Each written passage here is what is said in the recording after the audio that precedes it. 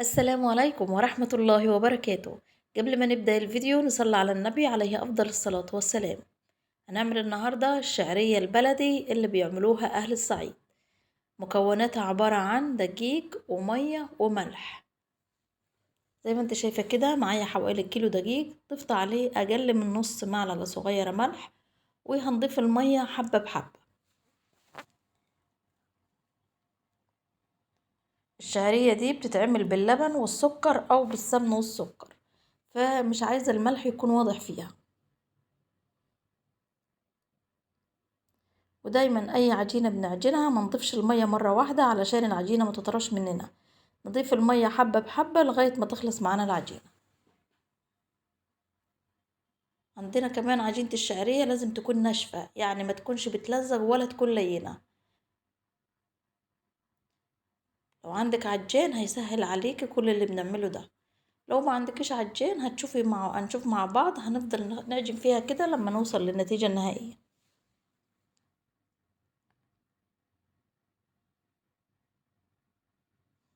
انا ما فصلتش خالص الفيديو علشان وانا بعجن علشان نشوف مع بعض اخر العجينة، لان عجينة الشعرية مش سهلة، يعني لازم تكون ناعمة وناشفة علشان تديك النتيجة الكويسة.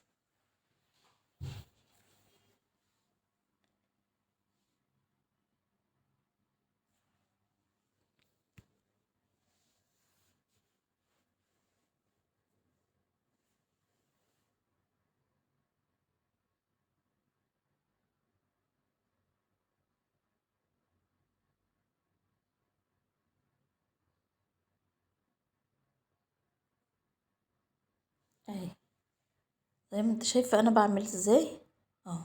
شايفة العجينة ناشفة ازاي، مش بتلزق ومش لينة.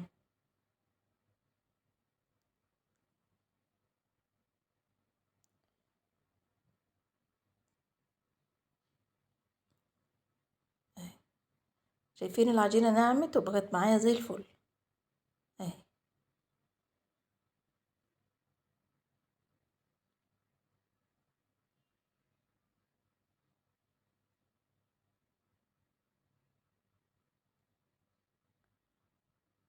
اهي خلاص كده خلصنا العجينة. هنربط المكنة في الترابيزة او في طبلية او في اي حاجة انتي هينفع تستعمليها عشان تعرفي تدوري. يعني اليد دي لازم يكون في مسافة بين المكنة والارض.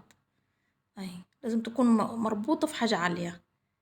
انا هنا ركبت اليد في المكان بتاع الشعرية، لان مع ان انا مش عايزاه دلوقتي، المفروض اركبه في المكان بتاع الركب. خلاص كده احنا العجينة ما فيهاش بيكنج باودر ولا فيها خميرة ولا اي حاجة خالص، ولا هنسيبها ترتاح. هنبدأ كده نقطع فيها زي ما انت شايفة، هتقطعها كده كور وبعدين تبططيها اهو. واهم خطوة الدقيق، لازم زي ما انت شايفة كده تتبليها في الدقيق. كل واحدة لازم تعملي معاها نفس الطريقة دي اهو. خلاص كده بعد ما قطعنا وبططنا اهو، هننزل هنا. طبعا انا نقلت اليد في الناحية التانية اللي هي خاصة بالرقاق اهو. ادي السمك بتاع الرقاق اهو. كل ما ترج معاك العجينة كل ما تديكي شعرية يعني كده مش تخينة اهو. حاولي كمان تبططيها اكتر وانتي بتحطيها علشان تنزل معاك بسرعة وتنزل سليمة وما تتقطعش معاك. لما تكوني انت خدمة العجينة زي ما احنا خدمناها مع بعض كده هتديكي النتيجة اللي انت شايفاها دي. خلاص كده خلصنا الرقاق، وهننقل اليد اهي في المكان بتاع الشعرية وهنبدأ اهي. لازم كمان كل رقاقة ترشيها بالدقيق قبل ما تحط عليها التانية، علشان الدقيق يفصل بين الرقاقتين وما يلزقوش مع بعض اهو. شايفين الشعرية نازلة ازاي كل واحدة بوحدتها، ده نتيجة ان العجينة مظبوطة اهو.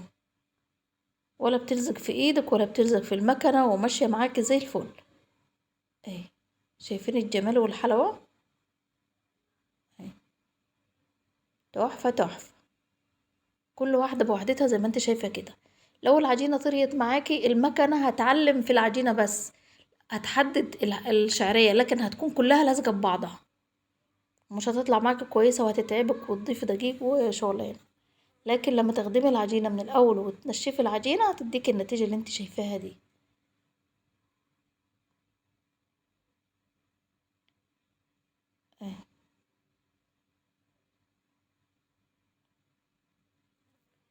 حاولي كمان تفرديها على المكان اللي هتنشفيها فيه بالطول، علشان انتي لسه كمان هتجلبيها هتدخليها الفرن وكده وهتتكسر معاكي، فيكون الطول بتاعها المعقول. خلاص كده خلصت باقي العجينة برضو، رجيتها اهي. ما حبيتش ابدأ معاكم ارجع معاكم من تاني علشان ما اطولش عليكم الفيديو. اهي تشبكيها بس بين اهو في المكنة وتشتغل على طول، وخفيفة جدا اليد بتاعتها مش متعبة في التدوير. طبعا احنا عندنا في الصعيد كل البيوت بصفة عامة فيها المكنة دي، انا كمان عندي مكنتين، بس انا في الوقت ده كان ما فيش حد في البيت غيري انا بس، فحبيت يعني اشتغل معاكم واصور معاكم. ولما بنتي جت شغلنا المكنتين وخلصنا على طول. طبعا انا عجنت تاني مرتين، وبس حبيت معاكم في الاول يعني نبدأ الفيديو مع بعض وبعدين اكمل لوحدي. اهو شايفين، انا مبسوطة جدا بالنتيجة، انا على طول متعودة وبنعملها وبنحبها، عندي اولادي بيحبوها جدا باللبن.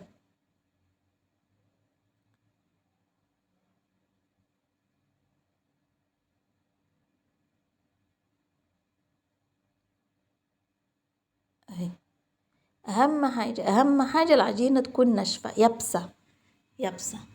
اهي شايفين، وتفردها بالطول زي ما انت شايفة كده. اهي طبعا هنا هتنشف تحت المروحة.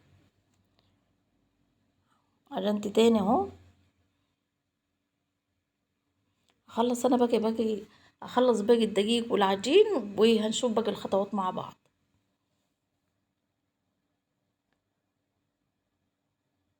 اهي انا فرشت ملاية في الارض كمان وعملت عليها، ويعني ما نشفش جو، يعني لسه ما نشفتش جو، بس انا عايزه خلاص بقى انا خلصت، فعايزه اروج المكان وارفع الملاية وامسح الارض، فاحط كله على بعض وخلاص. هو كله يعني اللي على الترابيزه نشف وده نشف يعني نص نص، فمش هيحصل اي مشكله يعني، خلاص ما فيش حاجه هتلزق في بعضها.